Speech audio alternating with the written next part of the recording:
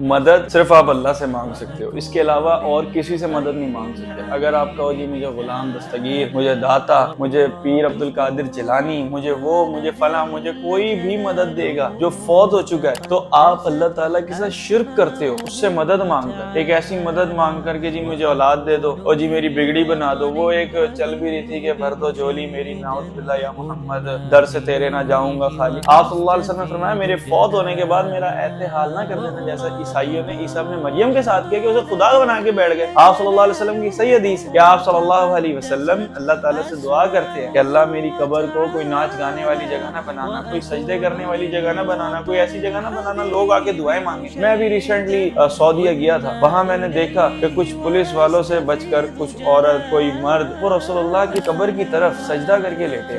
نعوذ باللہ، رسول اللہ یہ تو سکھانے نہیں آئے تھے۔ تو یہ حدیث سے یہ بات ثابت ہے۔ ایک صحابی جا رہے تھے، انہوں نے ایک علاقے میں، مجھے نام یاد نہیں آ رہا، دیکھا کہ وہاں کے لوگ اپنے سردار کو سجدہ کرتے ہیں، تو انہوں نے آ کے رسول اللہ سے کہا صلی اللہ علیہ وسلم کہ اللہ کے رسول آپ اس چیز کے زیادہ حقدار ہیں، تو بھائی ہم بھی آپ کو سجدہ کریں۔ آپ صلی اللہ علیہ وسلم نے منع کیا۔ آپ صلی اللہ علیہ وسلم نے کہا میں تو اس چیز سے روکنے آیا ہوں، تم یہی کرنے لگو گے؟ سجدہ صرف اللہ کو جائز ہے، اور اگر اس کے علاوہ کسی اور کو سجدہ کرنا جائز ہوتا، اگر ہوتا، پاسبل ہوتا ہے نہیں، اگر پاسبل ہوتا تو میں ایک بیوی کو کہتا ہوں اپنے شوہر کو سجدہ کرے۔ اللہ تعالیٰ قرآن میں ان کے بارے میں کہتے ہیں جو قبر میں پڑے ہیں، جو مورتیوں میں دفن ہیں، اللہ کہتے ہیں کہ اگر مکھی ان کے پاس سے کچھ اٹھا کر لے جائے تو یہ تو اس کو بھی نہیں روک سکتے، تم انہی سے مدد مانگ رہے ہو جو اپنی آپ مدد نہیں کر سکتے۔ اللہ تعالیٰ جو ہے وہ کہتے ہیں کہ قبروں میں جو مدفون ہیں آپ انہیں نہیں سنا سکتے، تو آپ کیسے انہیں سنا دیتے، آپ کیسے اپنی بات بنوا دیتے ہو؟ پھر سننے میں یہ بھی آتا ہے نا کہ جی اللہ کے بڑے ہوں گے، جی بالکل ہوں گے، ہم اس بات میں کوئی شک نہیں کر رہے ہیں، ہم عزت کرتے ہیں اللہ کے اولیاء کی، لیکن یہ بات کر دینا کہ جی یہ اولیاء ہے، اور دوسرا یہ جو ہے نا ہماری بات اللہ تک پہنچاتے ہیں۔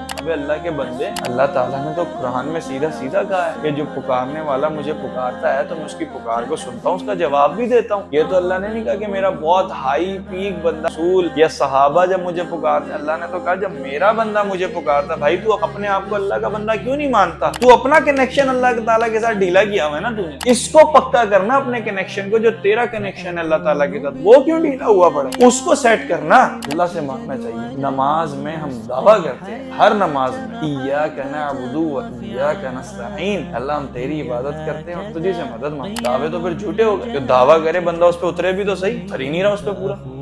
فيها للنجاة نزاع هي